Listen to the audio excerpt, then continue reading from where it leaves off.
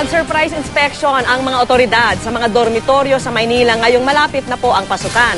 At nabisto nila ang isang dormitoryo na tuloy pa rin ang pagpapaupa kahit na matagal nang ipinasara. Nakatutok si June Veneracion. January 2006 na masunog ang isang boarding house sa Sampaloc, Maynila. 8 ang nasawi.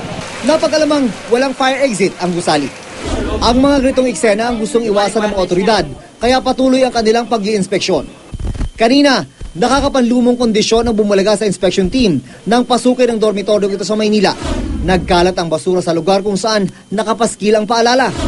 Pero ang mas kinababahala ng Bureau of Fire Protection o BFP, ang lutuan sa koridor na nakalagay sa kahoy na sahig at halos nakadikit sa plywood na dingding. Wala po tayong makita mga emergency light. Makita niyo po yung area natin na made of light materials. So anytime baka karoon tayo ng sunog, tutupok agad to. Ang isa talaga sa problema bakit napapunta rito yung mga taga City Hall at yung mga taga Bureau of Fire Protection. Itong dormitoryo na ito matagal lang naipasara pero hanggang ngayon nag-ooperate pa rin. At kung makikita niyo dito, ang daming obstruction. Ito obstruction sa daan. At pagpasok dito, napakadilim. Bawal na bawal daw ito, sabi ng Bureau of Fire Protection.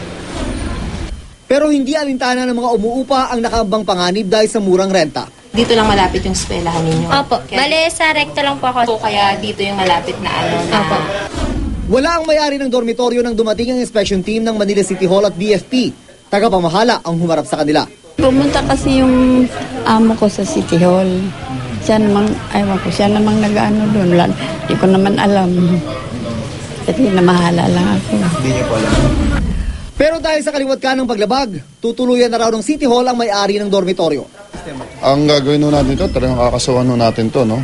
Pagka ganito na matigas ang ulo, talagang kakasuhan namin. Anong pwedeng kaso? Wala ko silang business permit, no? Kaya talaga kaya lahat ng violation talaga nandito talaga. Kaya wala kami magagawa kung di masara. Meron din namang dormitoryo na maaliwalas ang kondisyon. Maluwag ang koridor, hindi siksikan, may fire exit, may emergency light. Pundido nga lang ang isa. Huwag kang maglalagay ng padlock dito. Ha? Dahil kasi pagka nagkaroon ng sunog, yung padlock na yan, pwedeng matrap sila na mauuson tayo. Hindi naman po siya sinasarado. Ino-open lang po namin lagi. Noong nakaraang taon, 10 dormitoryo ang pinasara ng City Hall. Ngayon, 3 ang may nakabinbin na closure order. Mahigit 500 ang may permit na dormitoryo sa Maynila. Nasa 100 daw naman ang illegal na nag-ooperate. Kaya dapat daw sundin ang requirements sa pag-maintain ng dormitoryo, gaya ng fire exit, sprinkler, emergency light at smoke detector. Naghihigpit din ang City Hall sa patakaran na dapat hindi magkahalo sa isang building o dormitoryo ang lalaki at babae. Base kasi doon sa naging experience nung mga dating inspection namin, maraming reklamo sa mix sa tenant, yung babae at lalaki. Ano pong pangunahing reklamo? Minsan na, yung nabubuntis. June Veneracion, Nakatutok, 24 Oras.